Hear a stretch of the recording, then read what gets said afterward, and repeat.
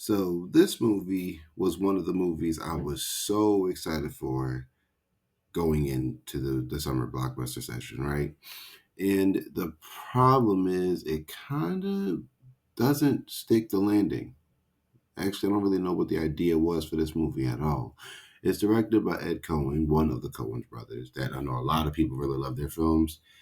And I was super excited for this movie because I loved the look of it. The trailer was so exhilarating. Getting to see Chris Evans in that kind of role was like something I didn't know I needed until I got it. Margaret Qualley's cool. Aubrey Plaza is always awesome. I don't think I've seen a movie where I was like, she wasn't good in this. So I wanted to give this movie a shot because I loved the style. It had that really interesting, like 70s, mid 80s style. Honey Don't was just an interesting experience for me. So this movie stars Margaret Qualley as Honey Donahue, who is a small town private eye. Even though I'm pretty sure the town the movie takes place in is surprisingly bigger, it just had that small town feeling. You have Aubrey Plaza playing a police officer, sir named MG. I can't remember her last name. Oh, Falcone. Funny enough, right? And some few other characters. And the movie just kind of has so many different areas in it. Like there's just so many things thrown at the movie, and it's kind of like seeing what noodle would stick to the wall. And I think that's kind of what they went with. But weirdly enough, the movie has like some kind of vision, right?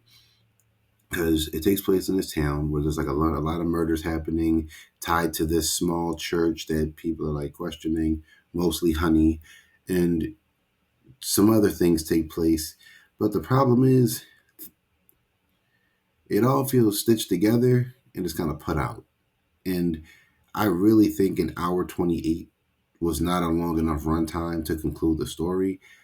It just kind of went and ended. And then it was like, okay, what the hell? And part of me was like, is that a joke? Is there going to be a sequel to this that finishes out the story? I don't know why they would do it that way, but that's really just what happens. There's a movie opens up with a murder. Well, a car accident per se with a dead body. There's a woman who shows up and takes a ring off of the woman's finger. Dips off. We think that's going to come back later. Then Honey shows up to the scene. Pretty standard quo. What happened here? Okay, this, and the third. Then someone's trying to hire her to spy on someone. That person she's spying on ends up getting unalived. That person that she ended up spying on actually was tied to something they weren't supposed to be. The problem is that's kind of where it starts to get a little all over the place because then she ends up over her sister's house where she has a bunch of kids apparently, and the one daughter's out of pocket.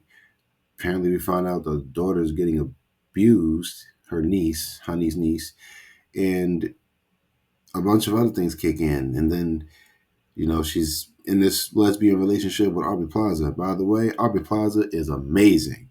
Aubrey Plaza she's always awesome, man.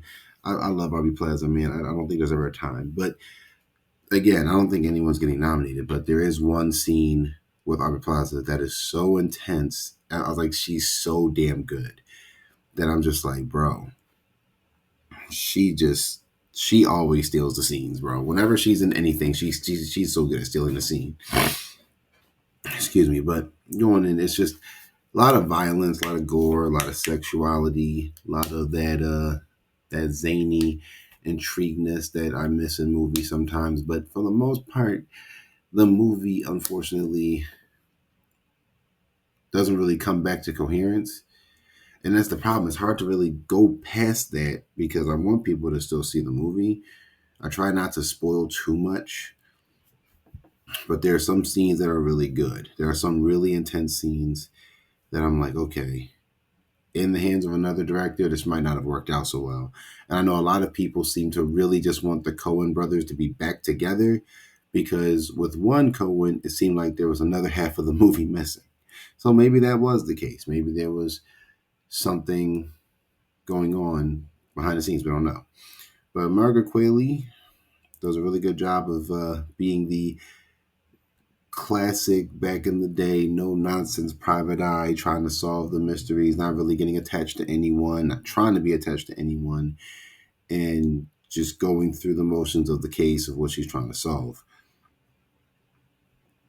Chris Evans, as a dirty underground pastor, did not know, I needed that. That is one of the most entertaining things he's ever done.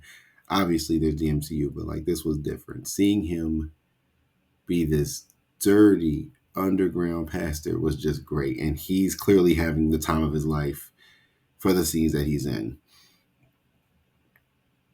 Mm. I wish there was a lot more we got in on some of the characters. I wish we got a little more on Honey. We do, and even when we do get it on her, it feels really random. It's just like a sequence that we're like, what the hell is going on? And then that sequence happens again with Honey later, and it's like, what? This feels so random. It's mentioned earlier on in the film, I believe, but when it finally comes full circle, it just feels really random and stupid. And I remember being in a theater like, this feels off. Is this like a joke in the film? Is she having a dream? Like, what is this? And it ended up being what it was. So I kind of got to give Honey Don't that, like, because it was one of those movies I was so excited for. And I was like, I have to see this movie. I can't wait to see this movie. I saw the opening day. And I was unfortunately kind of let down. And that's sad because there was a movie deep down in Honey Don't. There's a movie down there somewhere where everything comes together and it all makes sense. And it is a phenomenal film. And that's just that. And unfortunately, that's just not what we got. We just kind of got whatever Ed Cohen was trying to throw together and seeing if it stuck, which feels so lackluster. But on the other hand, I did still thoroughly enjoy the atmosphere and the tone and all of those things about Honey Don't. It was just more so the aspect of they just didn't know how to land the plane. So I really want to like try to say like, hey, can you guys try to do something with that? But they're not going to see this video. But it does suck because there was so much potential for this movie. There was so much. But I'm still not going to label it a bad film. I'm just going to say it's the most incomplete film this year. It's very incomplete. So with that being said, you've been here with me. Thank you for sticking. If you made it this far, smash that like button, comment, subscribe for more. I'll see you on the next one.